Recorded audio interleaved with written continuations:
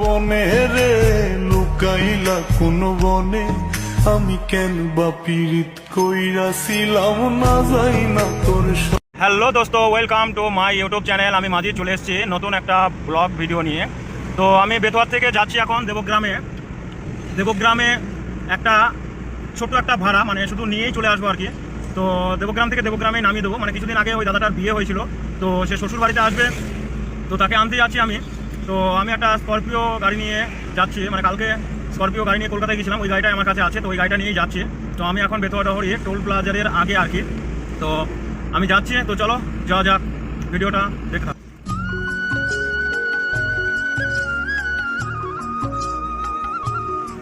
দোস্ত আমি এখন বেতোয়া ডহরি টোল প্লাজারের সামনে আর কি। তো আমি এই টোল প্লাজারে ক্রস করবো এখন। তো কোনটায় ফাঁকা আছে দেখি।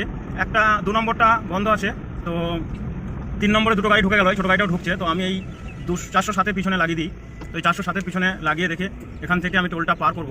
তো এটাই হলো সেই বেতোয়া ডহরির টোল। তো এই টোলটা আমি এখন ক্রস করব, দেখি এই গাড়িটা কখন হয়, তারপর আমারটাই হবে। তো টোলটা ক্রস করলাম, এখান থেকে আমার ফাস্ট্যাগ থেকে রিচার্জ কেটে নেওয়ার পর তো আমি এখন বেরিয়ে যাচ্ছি। আমার সাথে যে ডাম্পারটা যাচ্ছে, ভাই ডাম্পার চালানোর শখ আমার খুব বেশি। তো হয়তো জানি না কোনো দিন পারবো কি পারবো না, কিন্তু চালাতে দিলে অবশ্যই আমি পারবো, কিন্তু চালাইনি কোনো দিন। আমার একটা বন্ধু আছে, তো সেই বন্ধুটাকে বলেছিলাম, তো সে বলেছিল ঠিক আছে, যেদিনকে আমি এলাকায় যখন আমাদের এইদিকে টিপ করবে, তো তখন এসে অবশ্যই আমাকে নিয়ে যাবে বলেছে। তো যদি কোনোদিন আমি ডাম্পার বা লরি কিছু চালাই, তো অবশ্যই ভিডিওর মাধ্যমে দেখতে পারবে। তো চলো যাওয়া যাক। আমি এখন এই টোল প্লাজার পাস করে আমি যে সিঙ্গেল লাইনটা, এখানে 500 মিটার মতো সিঙ্গেল রুট আছে আর কি। তো এই রোডটা ক্রস করলেই একটুখানি গিয়ে আবার ডবল, এখানে কোনো কারণে হয়তো বিশেষ কোনো কারণে ডবল হয়নি, সিঙ্গেল হয়েই আছে। তো চলো যাওয়া যাক।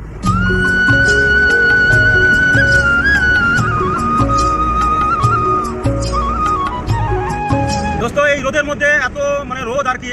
তো যারা বাইক নিয়ে এখন রোডের উপরে যাচ্ছ তারাই জানো, আর বিশেষ করে আমার লরির ড্রাইভার যে ভাইগুলো আছে ওরাও জানে, কারণ ওদেরকেও রোদ খুব কষ্ট করতে হয়। কারণ এখন যে ডাম্পারের যে ড্রাইভারগুলো আছে ওদেরকে, তো ডাম্পার গাড়িগুলো যেগুলো BS6-এর নতুন যেগুলো বের হয়েছে, তো ওগুলো এসি করে দেওয়ার জন্য ড্রাইভার ভাইদের খুব আরাম হয়েছে।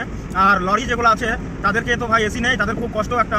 কারণ আজকে মোটামুটি রোদের তাপমাত্রা মোটামুটি 35 থেকে 36 ডিগ্রি তাপমাত্রা আছে। তো এই রোদের মধ্যে যারা দিন 100-150 কিলোমিটার করে লরি বা ডাম্পার চালায়, তো তারা জানে যে ভাই কষ্ট কাকে বলে।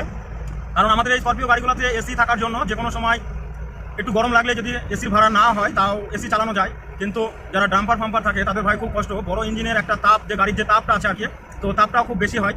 তো তার জন্য ভাইরা খুব কষ্ট করে। তো তাদের জন্য এত কষ্ট করার পরও আমরা কিছু মানুষ তাদেরকে রোডে গাড়ি চালানোর জন্য তাদেরকে আমরা গালাগালি করি। ভাই কোনো ড্রাইভার কোনো দিন সহজে অ্যাক্সিডেন্ট করে না, কারণ আমিও একটা ড্রাইভার, আমি জানি যখন তার কোনো মানে পরিস্থিতি থাকে না তখন নিশ্চয়ই সে বাধ্য হয়ে করে দিতে বাধ্য হয়, কারণ এছাড়া কোনো রাস্তা থাকে না। কারণ সবারই ভাই নিজের জীবনটার দাম খুব বেশি, তার জন্য সে যখন সে পারে না যে আমি আর একে বাঁচাতে পারলাম না, তখন সে তাকে মেরে দেয়। আর না হলে কোনো ড্রাইভারই কোনো মানুষকে মারতে চায় না। তো ভাই ড্রাইভারের দোষটা সবসময় ভাববে না, আগে নিজের দোষটাও আগে ভাববে সবসময়।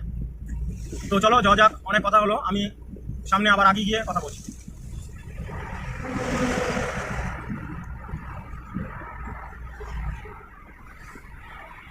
তো ফাইনালি দোস্ত আমি এখন চলে এসেছি নাগাদি বাজার ক্রস করছি।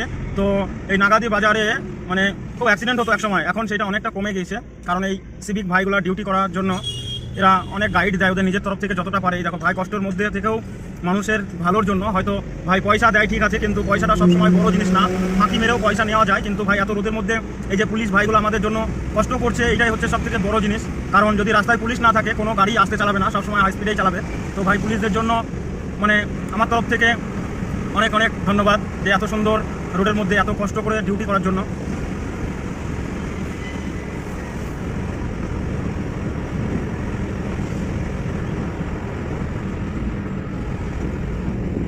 কল্যাণী থেকে যে শিলিগুড়ি পর্যন্ত যে মাঝে মধ্যে যে সিঙ্গেলগুলো ছিল, 5-6টা জায়গা মিলে যে সিঙ্গেল জায়গাগুলো ছিল, সেগুলো ডবলের কাজ শুরু হয়ে গেছে।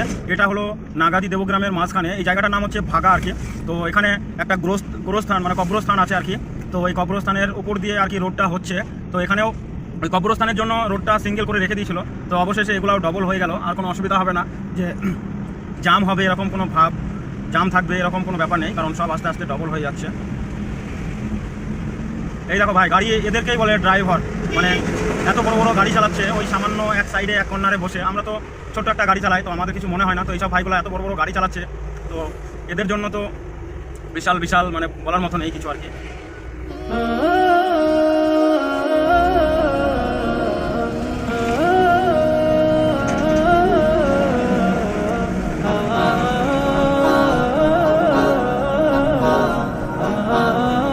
ফাইনালি দোস্ত আমি এখন দেবগ্রাম কাটোয়ার মোড়ে ঢুকছি আর কি। তো এখানেও সিঙ্গেল রোড আছে, আর এই দেখো আমার বাঁ দিকটা ডবলের কাজ চলছে। দেবগ্রামটা হয়তো ফ্লাইওভার হবে, কারণ এখানে দেবগ্রাম শহরটা ভালো বড় শহর, তার জন্য হয়তো ফ্লাইওভার হবে। কারণ ওইদিকে কৃষ্ণনগর, চাকদা, রানাঘাট সব ফ্লাইওভার হয়ে গেছে, তো এইগুলো বাদ ছিল, তো এইগুলোর কাজ এখন চলবে হয়তো। তো এখান থেকে এটা সিঙ্গেল আছে, অনেক দিন ধরেই সিঙ্গেল হয়েই আছে, মানে এই 1-1.5 মাস হচ্ছে ডবলের কাজ শুরু হলো। তো প্রচুর মাটি ফাটি সব নিয়ে এসে সব ঢালাই ফালাইয়ের কাজগুলো হচ্ছে, ইলেকট্রিক খাম্বাও তুলছে। তো এখানে একটু রাতের বেলা একটু জাম হয় বা বিকালবেলাতেও জাম হয়, কারণ রাস্তায় কাজ চলছে, গাড়ি ঘোড়া একটু মানে সব রকম গাড়ি এখানে এসে কাজ করছে, ওই যে জিসিপি ফিসিপিগুলো কাজ করছে, ওর জন্যই রাস্তার একটু জাম হয়। আর দেবগ্রাম বড় শহর, দেবগ্রামে অনেক রকম মানে যাবতীয় জিনিস আর কি পাওয়া যায় দেবগ্রামে। তো আমার পিছনে একটা পুলিশের ফ্যামিলি কার আমার পিছনে এসে হরেন মারছে, কারণ যাওয়ার জন্য বলছে হয়তো। তো ফাইনালি দোস্ত আমি এখন মেন রোড ছেড়ে দিয়ে NH 34 ছেড়ে দিয়ে আমি এখন চলে এসেছি দেবগ্রাম টু কাটোয়া রোডের ওপরে আর কি। তো এই রোডটাতেও কাজ চলছে, রোডটা সরু রোড, তার জন্য চওড়া করছে, তার জন্য রাস্তাটা খুব খারাপ, আমার ফোনটা খুব নড়ছে। তো চেষ্টা করছি আমি যতটা ফোনটা না নড়ে, কিন্তু কিছু করার নেই, ফোনটা খুব নড়ছে। তো চলো যাওয়া যাক, আমি কোনখান থেকে লোক তুলি সেটাই আগে দেখো। তো ভাই আমি এখন কাটোয়া রোড ছেড়ে দিয়ে আমি এটা বেগের রাস্তা, মানে এই এলাকাটার নাম বেগে, আড়াল বেগে নামে পরিচিত। তো এই আড়াল বেগে গ্রামে থেকে আমি লোক তুলবো, আবার আমি আসবো কাটোয়া রোডে ভিডিও করতে পারছিলাম না, কারণ এই জন্যই রাস্তাটা খুব খারাপ, মানে গাড়ির চাপও বেশি খুব, মানে লোকাল যে বাইক ফাইকগুলো আছে আর কি, তো ওদের জন্য খুব অসুবিধা হচ্ছিলো, তার জন্য ওই রোডে ভিডিও না করে তো আমি বেগের রোডে চলে এসেছি।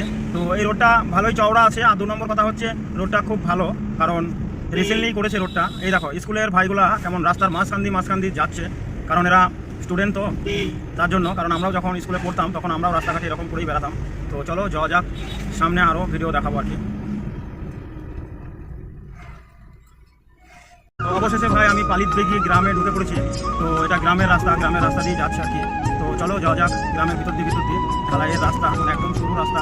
এই সরু রাস্তার ভিতর দিয়ে যাওয়াটা বড় গাড়ি নিয়ে খুব একটু কষ্টই হয়, কারণ বড় গাড়ি আর যদি সামান্য একটা ছোটো আসে সাইড দিতে গিয়েও খুব অসুবিধা হয়, কারণ এই জন্যই বড় গাড়ি তো সাইডে জায়গা পাওয়াটা খুব মুশকিল হয়ে যায়। তো দোস্ত আমি চলে এসেছি এই সামনে বাড়ি থেকেই আর কি তুললো। তো চলো এখান থেকে ভিডিওটা শেষ করছি। যদি ভিডিও ভালো লাগে অবশ্যই লাইক কমেন্ট শেয়ার করে দিও, আর কমেন্ট করে বলে দিও। আর যদি আমার ফেসবুক পেজে নতুন হয়ে থাকো তাহলে অবশ্যই